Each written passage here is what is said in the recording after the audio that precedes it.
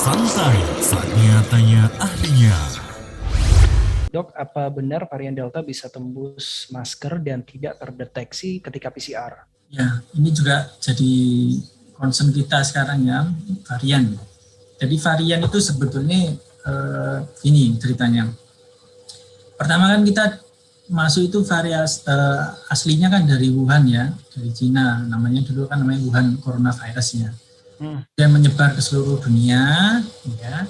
Ibaratnya itu kayak tahu backpacker ya, backpacker yang suka traveling ya, tas punggung gitu loh ya, backpacker ya. Itu kan ngirit orangnya ya, jadi bisa tidur di mana aja ya. Nah itu awalnya mungkin dia ke satu negara dulu ya, jadi ke satu negara, misalnya ke mana misalnya dari orang turis Cina misalnya, turis Cina ke Bali ya. Dari Bali dia selama tinggal di situ dia pelajari, oh orang Bali itu suka yang gini, kita bisa tinggal di sini, kita bisa cari makan yang murah di sini ya, tempat yang enak murah di sini ya. Dan turis ini pindah lagi, namanya suka traveling ya, pindah ke Australia. Australia beda lagi kondisinya ternyata. Oh orang Australia itu model kayak gini, makan murah di sini ya, cara survive, cara bertahan hidup di Australia itu beda dengan di Bali ya. Terus pindah lagi, pindah semakin banyak tempat pindah-pindahnya backpacker turis ini, dia semakin berpengalaman kan gitu ya. Oh gitu. Sama virus juga, virus menginfeksi satu orang ya, misalnya Pak A, orang A, dia kena infeksi virus Wuhan. Kemudian dia tahu, pengalaman sama orang ini. Kemudian dari orang ini menularkan ke orang lain. Dia pindah ke negara lain, ke orang lain gitu ya. Dia pengalaman di orang lain. Nah, semakin banyak yang terinfeksi, dia semakin banyak pengalaman. Ya, ada yang pengalamannya baik, ada yang pengalaman buruk gitu ya. Yang pengalamannya baik ini maksudnya baik bagi virusnya ya. Jadi manfaat bagi virusnya. Dia akan lebih mudah adaptasi di tempat yang baru. Mutasi ya istilahnya. Ya, istilah mutasi ya, dia lebih beradaptasi di tempat yang baru. Contoh dari adaptasi adalah dia lebih mudah menempel ke sel virus tadi. Jadi kalau tadi saya ibaratkan jabat tangan ya, jabat tangan itu lebih ceket ya, lebih kuat, susah dilepas. Ya. Nah kebetulan memang mutasi dari virus Delta ini di RBD-nya tadi, tempat jabat tangan virus tadi, jadi lebih stabil ikatannya, lebih susah lepas, makanya virus lebih mudah berkembang biak di dalam tubuh, makanya lebih cepat ya. Jadi misalnya kontak baru 3 hari ya, ternyata udah bergejala. Jadi muncul gejalanya lebih dini karena lebih cepat ya masuk ke dalam tubuh, kemudian juga lebih cepat berkembang biak di dalam tubuh. Ya, makanya banyak yang kasusnya sekarang kan sedang berat ya. Kalau dulu banyak yang ringan, sekarang sedang berat. Kayak India itu kan juga bergelimpangan ya di jalan-jalan yang kemudian sampai yang tukang bakar-bakar jenazah, angkat tangan akhirnya ditaruh di sungai Gangga itu ya. Itu karena sangat virulensinya sangat, atau kemampuan infeksinya itu sangat cepat ya Delta ini. Apakah menembus masker atau enggak, itu belum ada bukti ya bisa menembus masker yang sesuai standar loh ya. Sekarang WHO merevisi supaya lebih aman, secure ya, jadi double masker ya. Yang disarankan double masker. Yang pertama masker yang 3 lapis atau triple atau masker medis itu dilapisi dengan masker kain ya, jadi double. Itu meningkatkan filtrasinya. Atau kalau kita bisa dapat yang N95 atau KN95 itu juga kemampuan filtrasinya lebih baik ya. Cuma memang kalau di tempat yang berisiko, misalnya di rumah sakit ya, tenaga medis itu sebaiknya double ya, double. Jadi pakai N95 boleh ditambah dengan masker kain atau masker medis ya. Kalau orang awam misalnya masuk ke tempat yang tertutup ya, kerumunan ya itu double ya. Tapi kalau saya jogging di ruang terbuka ya mungkin 1 lapis masker nggak apa-apa ya. Tapi kalau dirasa tempatnya berisiko ya, banyak kerumunan ya, kemudian ruang tertutup, sirkulasi kurang bagus ya, itu kan istilahnya virusnya bureng di situ ya. Ventilasi virusnya tinggi karena nggak dibuka ventilasinya ya, kita pakai yang masker double. Kalau terpaksa harus masuk ke tempat seperti itu. Kalau untuk jogging double ngap-ngapan dok? Iya ngap-ngapan.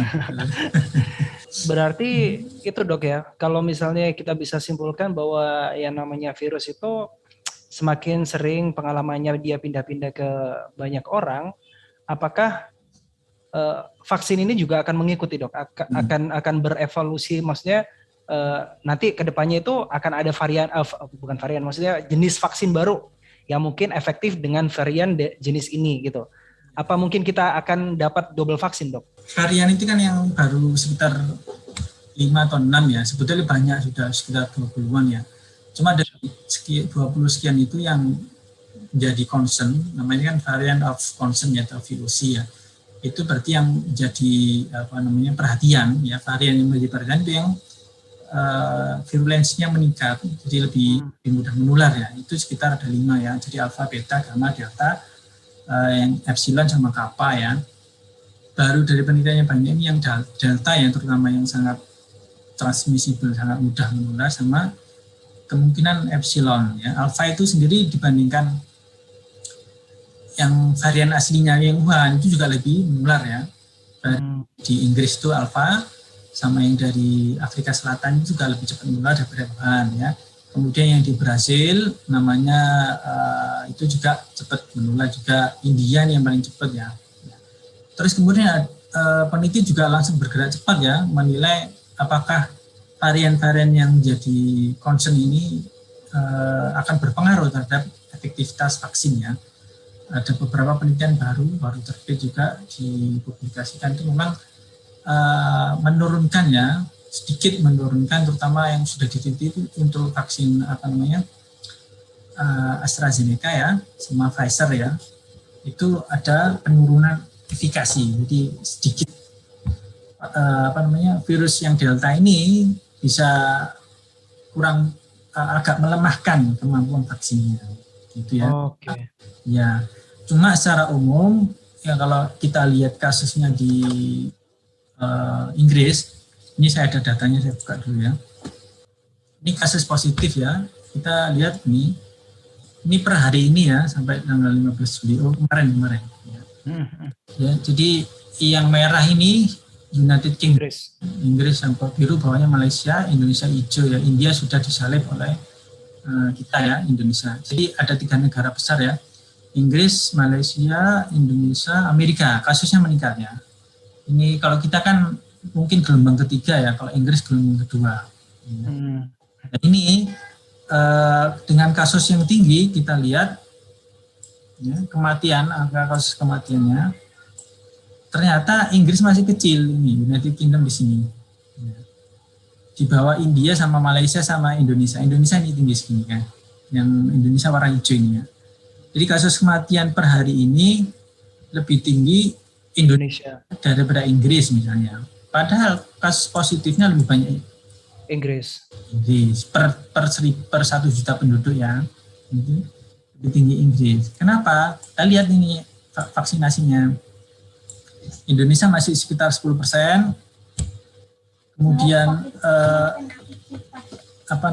India di atasnya sedikit ya. Nah, ini lihat United Kingdom. Tinggi sekali ya, Dok ya. 60%. Ya. Jadi 60% penduduknya sudah divaksin.